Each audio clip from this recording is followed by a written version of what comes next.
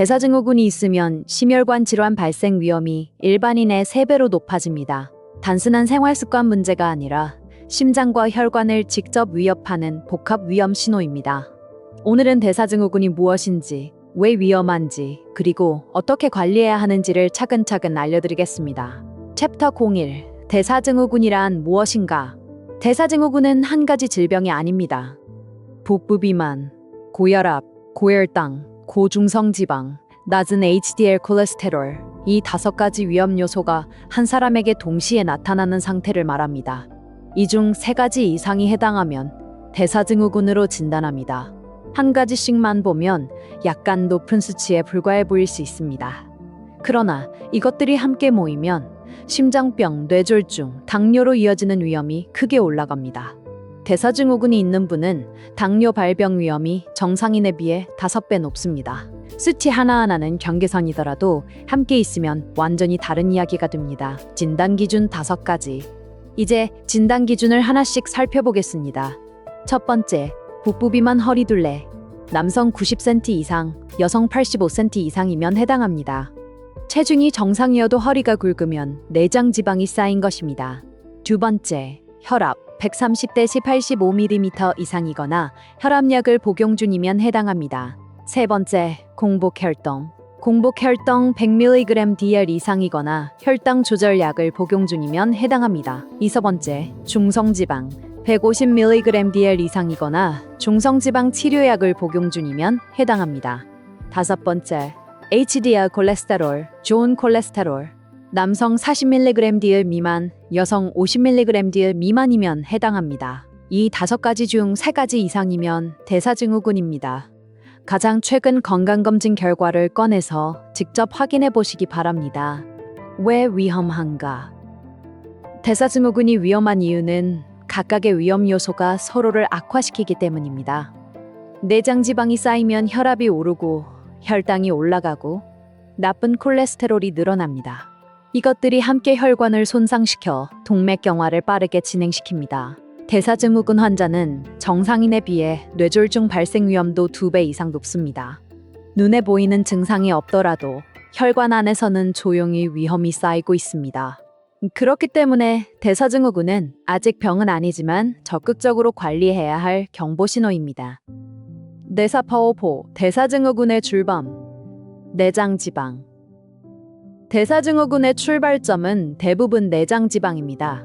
내장지방은 피부 아래 쌓이는 피하지방과 달리 복강한 장기 사이에 쌓이는 지방입니다. 눈에 잘 보이지 않아 모르고 지내기 쉽습니다. 내장지방은 단순히 에너지를 저장하는 것이 아닙니다.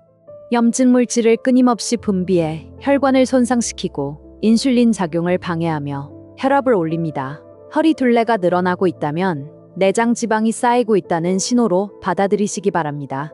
Chapter: 내장 지방이 쌓이는 이유. 내장 지방이 쌓이는 주된 이유는 3가지입니다. 첫째, 과도한 탄수화물과 당분 섭취, 흰쌀밥, 흰빵, 단 음식, 달콤한 음료, 빠르게 혈당을 올리는 음식들이 반복되면 남은 에너지가 내장 지방으로 저장됩니다.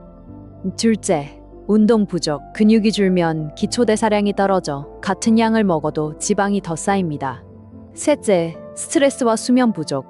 스트레스 호르몬인 코르티롤이 높아지면 복부에 지방이 집중적으로 쌓입니다. 핵심 메커니즘, 인슐린 저항성. 대사증후군을 이해하려면 인슐린 저항성을 알아야 합니다. 인슐린 저항성이란 인슐린이 분비되어도 세포가 반응하지 않아 혈당이 높아지는 상태를 말합니다. 대사증후군의 핵심 원인입니다. 쉽게 말하면 몸의 세포문에 자물쇠가 잠긴 것과 같습니다. 인슐린 열쇠에 있어도 문이 열리지 않으니 혈당은 혈액 속에 그대로 떠돌게 됩니다. 내장 지방이 쌓이면 인슐린 저항성이 생기고 인슐린 저항성이 생기면 혈당, 혈압, 중성지방이 함께 올라갑니다. 이것이 대사증후군의 악순환 고리입니다. 인슐린 저항성을 줄이는 가장 효과적인 방법은 내장 지방을 빼는 것, 즉 운동과 식이 조절입니다. 식사 조절, 탄수화물. 대사증후군 관리에서 가장 먼저 해야 할 것은 탄수화물 조절입니다. 총 탄수화물을 줄이되 정제 탄수화물 흰쌀밥, 흰빵, 면류, 과자를 먼저 줄이고 채소, 통곡물로 대체하는 것이 효과적입니다. 밥 한 공기를 3분의 2로 줄이는 것만으로도 하루 혈당 곡선이 많이 낮아집니다. 처음에는 작게 시작하세요. 식사 조절, 지방과 단백질. 지방은 무조건 줄이는 것이 아니라 종류를 바꾸는 것이 중요합니다. 포화지방 삼겹살, 버터, 치즈과 트랜스지방 마가린, 패스트푸드는 줄이고 불포화지방 올리브오일, 견과류, 등푸른 생선은 적절히 드시는 것이 좋습니다. 단백질은 근육을 유지하고 포만감을 높여 과식을 방지합니다. 두부, 생선, 닭가슴살, 달걀 등을 매 끼니 포함시키세요. 챕터 공고, 식사 조절, 설탕과 음료, 눈에 잘 보이지 않는 숨은 당분을 줄여야 합니다. 달콤한 음료, 커피 믹스, 과일 주스, 이온 음료, 탄산 음료는 혈당을 빠르게 올리고 중성지방을 높입니다. 물이나 무가당 차로 바꾸는 것이 좋습니다. 소스류 케첩, 불고기 양념, 간장 베이스 소스에도 당분이 많습니다. 조금씩 줄여가세요. 혈압 관리를 위해 나트륨도 줄여야 합니다. 하루 나트륨 목표는 2000mg 이하, 소금 5g 이하입니다. 국물을 적게 드시고 찌개는 건더기 위주로 드시고 가공식품 라벨의 나트륨 함량을 확인하는 습관을 들이세요. 싱거운 맛이 처음에는 불만족스럽지만 2, 3주 지나면 적응됩니다. 운동, 유산소 운동. 내장 지방을 줄이는데 가장 효과적인 것은 유산소 운동입니다. 걷기, 자전거, 수영, 아쿠아로빅, 관절에 부담이 적은 운동을 선택하세요. 일주일에 150분 이상, 가능하면 하루 30분씩 5일을 목표로 합니다. 처음에는 10분씩 나눠 해도 됩니다. 1분이라도 오늘 시작하는 것이 중요합니다. 잠시 후에는 체중 감량의 현실적 목표와 오토 10%만 빼도 수치가 좋아지는 이유를 알려드릴 텐데요. 꼭 끝까지 봐주세요. 운동문도 반드시 병행해야 합니다. 근육이 늘면 인슐린 저항성이 줄어들고 기초대사량이 올라가 같은 식사를 해도 혈당이 덜 오릅니다. 스쿼트, 의자 앉았다 일어서기, 벽 푸시업. 집에서 할 수 있는 간단한 동작부터 시작하세요. 일주일에 이틀 3회면 충분합니다. 챕터 13. 체중 감량 목표. 대사증후군 관리에서 체중 감량의 목표는 정상 체중 달성이 아닙니다. 현재 체중의 50%만 줄여도 혈압, 혈당, 중성지방 수치가 의미 있게 개선됩니다. 예를 들어 현재 체중이 70kg이라면 3.55 kg만 줄여도 됩니다. 무리한 다이어트보다 꾸준한 생활 습관 변화가 훨씬 효과적입니다. 급격한 감량은 오히려 근육 손실과 기초대사량 저하로 이어집니다. 한 달에 1-2kg씩 천천히 줄이는 것을 목표로 하세요. 챕터 14. 금연과 절주. 흡연은 인슐린 저항성을 높이고 혈관을 직접 손상시킵니다. 대사증후군이 있다면 금연은 선택이 아닌 필수입니다. 음주는 중성지방을 급격히 올립니다. 알코올 자체가 중성지방 합성을 촉진하기 때문입니다. 대사증후군이 있다면 가능한 한 줄이거나 끊는 것이 좋습니다. 수면과 스트레스 관리. 수면 부족은 식욕 호르몬 그렐린을 올리고 포만 호르몬 렙틴을 줄여 과식을 유도합니다. 하루 7-8시간 수면을 목표로 하세요. 만성 스트레스는 코르티롤을 높여 복부지방 축적을 촉진합니다. 산책, 가벼운 취미 활동, 복식호흡. 본인에게 맞는 스트레스 해소법을 찾으시기 바랍니다. NAT, Tier 16. 혈압 관리. 대사증후군에서 혈압은 138바이 이상이면 해당합니다. 일반 고혈압 기준 140바이 80보다 낮습니다. 혈압을 낮추는 생활 습관, 나트륨 줄이기, 체중 감량, 유산소 운동, 금연, 절주, 혈압약을 처방받으셨다면 임의로 중단하지 마세요. 생활 습관 개선과 함께 복용하는 것이 효과적입니다. 공복 혈당 100S 135mg 드리리는 당뇨 전 단계 공복 혈당 장애입니다. 아직 당뇨는 아니지만 지금 관리하지 않으면 당뇨로 진행할 수 있습니다. 식후 혈당을 낮추는 방법.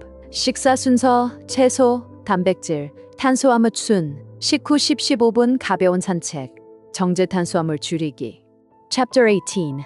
콜레스테롤 중성지방 관리. 중성지방을 낮추는 가장 효과적인 방법은 당분과 알코올 줄이기, 유산소 운동입니다. HDL 좋은 콜레스테롤을 높이는 방법은 유산소 운동과 불포화지방 섭취입니다. 오메가3, 고등어, 꽁치, 참치를 주 2, 3회 드시는 것이 도움이 됩니다. 성경계드 그터 19 정기검진의 중요성. 대사증후군은 증상이 없습니다. 혈압이 130이어도 혈당이 110이어도 대부분 느끼지 못합니다. 그렇기 때문에 정기검진이 필수입니다. 국가건강검진 40세 이상 2년마다 무료를 반드시 받으시고 검진 결과지를 버리지 말고 지난 것과 비교해보세요. 수치가 나빠지고 있는 추세라면 지금 바로 생활습관을 바꿔야 할 신호입니다. 생활습관 개선 진으로 수치가 조절되지 않거나 위험이 높은 경우 약물 치료가 필요합니다. 혈압약, 혈당약, 고지혈증약, 각각의 수치를 조절하는 약이 있습니다. 약을 먹는다는 것은 실패가 아니라 혈관을 보호하기 위한 적극적인 선택입니다. 약을 복용하면서도 생활습관 개선을 계속해야 합니다. 약이 생활습관을 대신해 주지는 않습니다. 이런 챕터 21, 오늘부터 시작하는 한 가지. 오늘 영상을 다 보셨다면 지금 당장 한 가지만 시작해보세요. 가장 쉬운 것 하나. 오늘 점심 식사 후 10분 걷기. 거창한 계획보다 작은 실천이 쌓여야 대사증후군이 개선됩니다. 내일이 아닌 오늘 점심 이후에 해보세요. 마무리. 오늘의 한 줄. S. 대사증후군은 3가지 이상의 수치 이상이 한꺼번에 나타나는 복합 위험 신호입니다. 지금 건강검진 결과지를 꺼내 확인해보세요. 오늘 영상에서 배운 핵심을 정리해드립니다. 대사증후군, 복부비만, 혈압, 혈당, 중성지방, HDL 중 3개 이상 해당. 핵심 원인, 내장지방, 인슐린 저항성, 관리법, 탄수화물, 나트륨, 당분 줄이기, 플러스 유산소, 근력 운동.